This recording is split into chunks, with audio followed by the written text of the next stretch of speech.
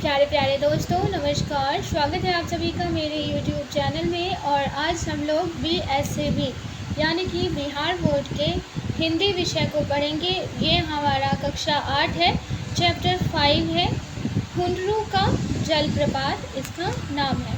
तो आइए देखते हैं चैप्टर में क्या है। सामान्यतः यात्रा वृत्तांतों में पारंपरिक रूप से महत्वपूर्ण धार्मिक और सांस्कृतिक स्थानों का वर्णन किया जाता है।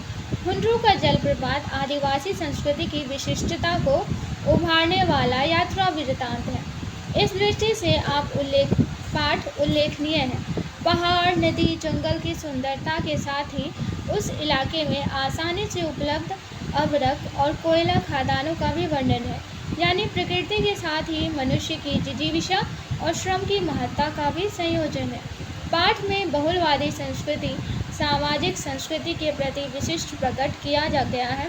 झरने की सुंदरता और प्राकृतिक दृश्यों की विशिष्टता के उद्घाटन से पाठ रोचक बन गया है। छोटा नागपुर स्वर्ग का एक टुकड़ा है। जमीन में हरियाली, आकाश में नीलिमा, पग पग पर पहाड़ों को देखकर धरती भी उबड़ खाबड़ और ऊंची हो गई है।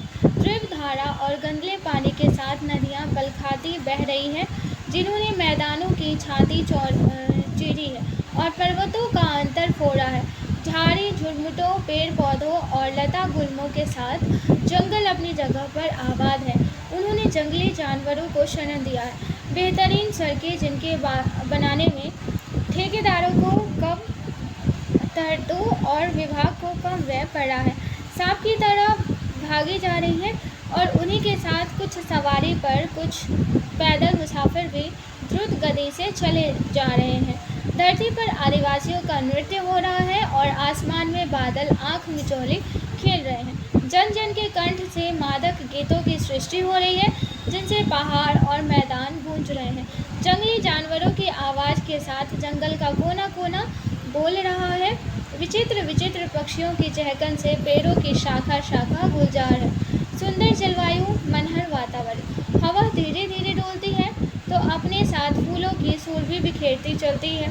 बादल धीरे धीरे बरसते हैं तो उनसे स्वस्थ शरीर और सुंदर स्वास्थ्य का वरदान मिलता है। नदियाँ कल कल छल छल स्वर में बहती है तो किनारे पर के रहने वाले को अमृत बांटती जाती है। झरने सतत झरझर कर आँखों को तरी तथा नवी कल्पना को सुंदर खुराक, चित्त को सुरक्षिता और पवित्रता प्रदान करते हैं।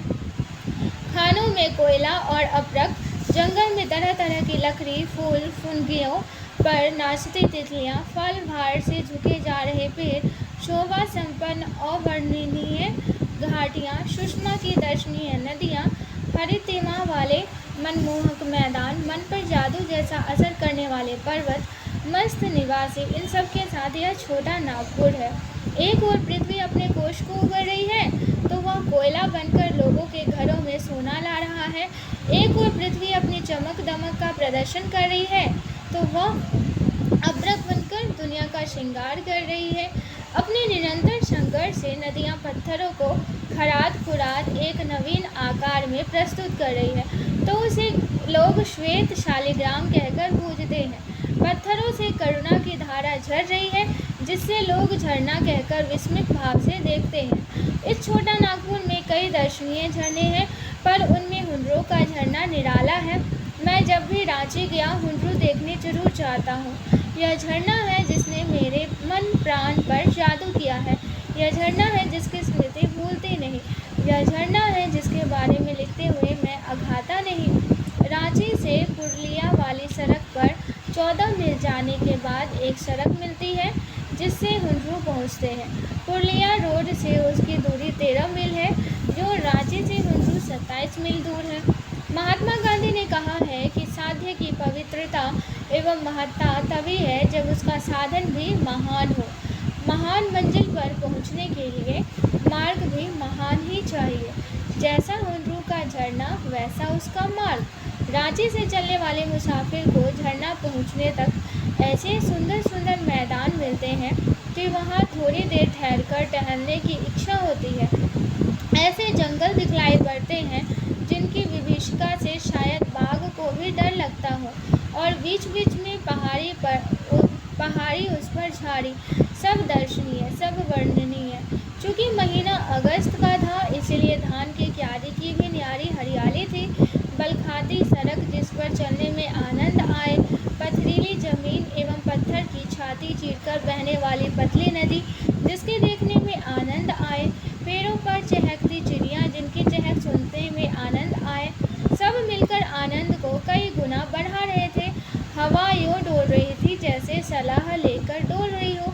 छोटा नागपुर के निवासी सादगी के अवतार और गरीबी की मूर्ति, जिनकी रहन सहन में 100% कला बसती है, मार्ग में यूँ खड़े थे जैसे मेरा स्वागत कर रहे हो। मई के पौधे कहीं कहीं अगल बगल में यूँ लहरा रहे थे जैसे यहाँ वालों की किस्मत लहरा रही हो। इस प्रकार मार्गदर्शन का आनंद लेते हुए हम हुंजरू के पास पहुँचे। एक बार मन ही मन मैंने झरने को प्रणाम किया। पहाड़ पर यानी कि यह अजीब लीला है जिसका मुकाबला न रामलीला करे न रासलीला। पानी का रस इस प्रकार उछलना कूदना धूम मचाना और उसकी यह आवाज़ जैसे 10-5 हाथी एक बार चिघाड़ रहे हो, जैसे 10-5 ट्रेन के इंजन एक साथ आवाज़ कर रहे हो, जैसे एक साथ कई हवाई जहाज चक्कर काट रहे हो, या जैसे कई सहस्त्र नाग एक साथ फन फैलाकर फुंकार रहे हो। पहुंचने के साथ यात्री के कानों में ऐसी ही आवाज़ पड़ती है। और अब झरना देखने लगा। वातावरण की पवित्रता ऐसी कि मालूम होता है मानो हम देवलोक के समीप पहुंच गए। है क्या यह? युग युग से पानी का आघात है, पत्थर की बर्दाश्त है, और यूँ एक प्रकार से यह पत्थर की क्षमता का प्रदर्शन है। पर एक पत्थर ऐसा भी है जिसकी छाती को चीरकर पानी निकलता हो। यूँ एक प्रकार से यह जल की क्षमता का प्रदर्शन है जिसके सामने पत्थर भी मात है। हाँ, पत्थर मात है करुणा के सामने, प्रेम के सामने, जिसके अपार बल के स्वरूप पत्थर की छाती से धारा फूटती है, पत्थर की आँख से आंसू निकलते हैं और पत्थर का कलेजा पिघल जाता है। पहाड़ पर नदी का यह खेल है। यह नदी है स्वर्ण रेखा, जिसके उद्गम से 50 मील आगे आकर हुंजरू का यह झरना है। स्वर्ण रेखा नदी रांची, धनबाद, सिंहभूम एवं बालासोर जिलों से होकर बंगाल की खाड़ी में गिरती है।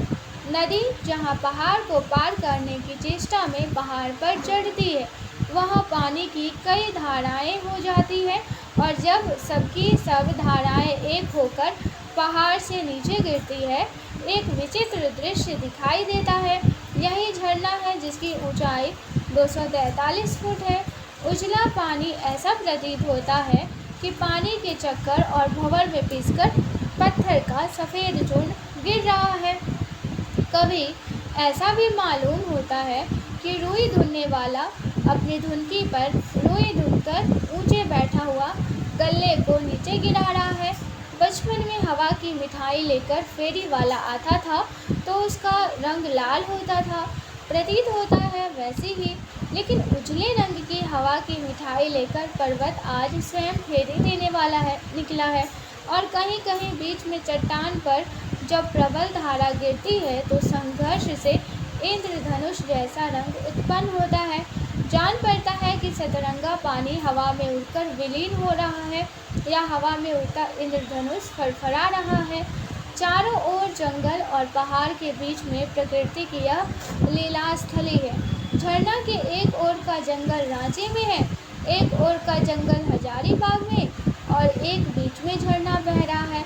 मानो उसका यह संदेश हो कि वह सबके लिए है, सबका कल्याण उसका उद्देश्य है। वह न रांची का है न हजारीबाग का, बल्कि सबका है। बड़े झरने के बगल में 1 इंच मोटी एक धारा ऊपर से नीचे धीरे धीरे पत्थरों पर से उतर रही है, जैसे महादेव जी पर कोई भक्त दूध चढ़ा रहा हो। नीचे जहाँ घनघोर धारा गिरती है वहाँ पानी करीब 20 फुट ऊपर उछलता है। लगता है पत्थर को चीर कर आने वाले पानी का स्वागत करने और उसको कंठहार पहनाने के लिए नीचे से पानी ऊपर दौड़ता है। मेरे मित्र कहते हैं कि शिवजी की बारात शायद इस राह से गुजरी थी। उसका स्वागत करने को पर्वत ने इस गुलाब पाश का प्रबंध किया था। वही गुलाब पाश शाश्वत होकर अभी भी झरझर कर रहा है। स्वयं झरने से भी ज़्यादा खूबसूरत मालूम होता है। झरने के आगे की घाटी का दृश्य, पहाड़ों के बीच एक पतली सी नदी बहती जाती है, जैसे थर्मामीटर में एक पतला पारा हो। आगे भी एक पहाड़ मालूम होता है। याद होता है पहाड़ नदी को ललकार रहा है कि यहाँ से तुम किसी प्रकार पार होकर मेरे आगे जा सको तो जानो। यहाँ पर नदी यूँ दिखाई देती है जैसे नदी के इर्द गिर्द पत्थरों का अंबार लगाकर उस पर झाड़ी उगाई गई हो। प्रकृति या परमात्मा ने अपने हाथ में से यह सब किया होगा, अन्यथा मनुष्य जाति में इतनी सामर्थ्य कहाँ। सैकड़ों वर्षों में भी मानव के प्रयत्नों से शोभा के इस विशाल वैभव की सृष्टि कठिन है। पहाड़ के ऊपर से एक पतली सी पगडंडी नीचे गई है और इसके सहारे हम भी कई बार नीचे गए हैं। नीचे जाकर हम अनिमेष कुछ देर तक इस शोभा से अपनी आँखों की प्यास बुझाते रहे हैं। यह शोभा, यह छटा और यह दृश्य, यह इतना बड़ा प्रपात जहाँ 243 फुट से पानी नीचे गिरता है। बीच बीच में चट्टानों की वजह से हुंड्रू की शोभा बिखर जाती है। पानी कुछ पीलापन लिए हुए है, जो सरसराता हरहराता गिरता है कि कुछ भयंकर मालूम पड़ता है। जोन्हे में यहाँ पानी गिरता है बिल्कुल सफ़ेद है और यह भयंकरता भी उसमें नहीं है, वह माधुर्य और कोमलता से ओतप्रोत जान पड़ता है। यहाँ का पानी निरंतर संघर्ष के साथ चट्टान पर गिरता हुआ मानो आग की सृष्टि गिरता है, जिसका धुआं बराबर ऊपर उठता रहता है। हुंड्रू का पानी कहीं सांप की तरह चक्कर काटता है, कहीं हिरन की तरह छलांग भरता है, कहीं बाघ की तरह गरजता हुआ नीचे गिरता है। सारा पानी एक जगह सिमटकर जहाँ नीचे गिरता है, उस जगह इसका रूप बहुत विशाल और भयंकर हो गया है। उस जगह हाथी भी जाए तो धारा के साथ यहाँ चला जाए, इसका पता मिलना मुश्किल है। इसके बाद धीरे धीरे मंथर गति से इसका पानी नदी के रूप में, जिसको देखने के लिए दिन रात दर्शनियों का तांता लगा रहता है। यहाँ डिस्ट्रिक्ट बोर्ड की ओर से एक बंगला बनवा दिया गया है, लेकिन खाने पीने के सामान का यहाँ भी अभाव है। हुंड्रू प्रपात की भीड़ और चीज़ों का अभाव देखकर ख्याल आया कि यहाँ के लोग सचमुच अव्यावहारिक हैं। अगर किसी दूसरी जगह में ऐसा झरना होता तो वहाँ के लोग इसके पास दुकान वगैरह सजाकर अपने लिए आए और दूसरों के लिए सुविधा की व्यवस्था कर देते। धन्य हुंड्रू, किस युग के से किस महाकवि की वाणी, किस संगीत की स्वर लहरी और किस प्रेमी के रुद्र ध्वनि से पिघलकर यह पाषाण बह रहा है, यह कह सकना असंभव है। पत्थर का अंतस्थल जैसे पिघलकर बह रहा है, वैसे यदि मनुष्य का अंतर द्रवित होकर बहने लगता तो संसार से कलह, कपट, स्वार्थ और छीना झपटी का अंत हो जाता। यहाँ दो तरह के पत्थर देखने में आए। एक वह पत्थर है जिसका अंतर फोड़कर विशाल झरना झर रहा है, और एक वह भी पत्थर है जिस पर न जाने किस युग से पानी की यह धारा गिर रही है, पर वह जरा भी विचलित नहीं होता, ज्यों का त्यों खड़ा रहता है, घिसता भी नहीं, धंसता भी नहीं, खिसकता भी नहीं। 243 फुट का यह प्रपात निराला है। सुंदरता यहाँ साकार हो गई है और वर्णन शक्ति को यहाँ और भावों की कमी हो गई है। विचित्र शोभा है जो कभी पुराने नहीं पड़ते, और धन्य प्रपात है जो सदा एक सा बह रहा है। अविरल और अविचल दोनों का उदाहरण यहाँ एक बार में ही उपस्थित है। दानी दान करता है तो गुमान करता है, पर युग से न जाने कितना पानी या पहाड़ दान कर चुका, पर इसको कोई अभिमान नहीं है। अंधे आवाज़ सुन ले तो प्रवाह का अंदाज लगा ले, और बहरे प्रवाह देख ले तो आवाज़ का अंदाज लगा ले। समुद्र गंभीरता के लिए प्रसिद्ध है तो हुंड्रू अपनी चपलता के लिए मशहूर है। किंवदंती यह है कि इस हुंड्रू से 7 मील पर कुछ लोगों ने एक प्रपात देखा है जो इससे कई गुना बड़ा है, पर वह जाने का रास्ता इतना बीहड़, घनघोर और भयंकर है कि जंगल के उस बाग में पहुंच सकना दुश्वार है। अगर बात सही है तो जंगल विभाग को उसका ठीक पता लगाकर वहां तक मार्ग का निर्माण कर देना चाहिए, जिससे वह प्रपात भी जनता के सामने आ सके। जो भी हो, हुन्ड्रू दर्शनीय है, जिसकी याद भूलने की नहीं। कितने दिन गुजर गए, लेकिन पानी आंखों के सामने उसी प्रकार उछल कूद मचा रहा है।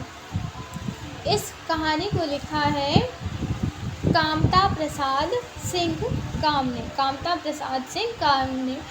लेखक के बारे में जानकारी प्राप्त करना जरूरी होता है, क्योंकि लेखक का नाम पूछ लिया जाता है। आइए अब इसके शब्दार्थ को देख लेते हैं। नंबर 1 में है नीलिमा। नीलिमा का अर्थ होता है नीलापन या श्यामला।